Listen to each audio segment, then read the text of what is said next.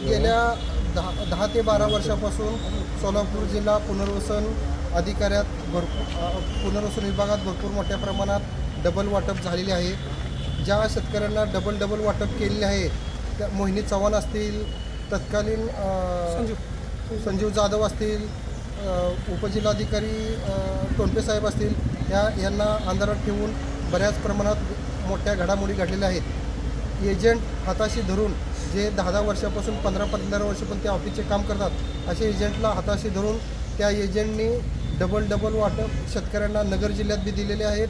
त्या शेतकऱ्यांना सोलापूर जिल्ह्यात, त्या शेतकऱ्यांना सातारा जिल्ह्यात कोयना प्रकल्पात, काही लोकांना रायगडमध्ये सुद्धा वाटप झालेले आहेत. मोठ्या आमदारांच्या मुलांनी घेतलेले आहेत, माजी आमदारांच्या मुलांनी घेतले आहेत. त्या सर्व डबल घेणाऱ्या शेतकऱ्यांना गुन्हे दाखल करावे व वाटप करणाऱ्यावरही गुन्हे दाखल करावे एवढीच छोटीशी विनंती आहे.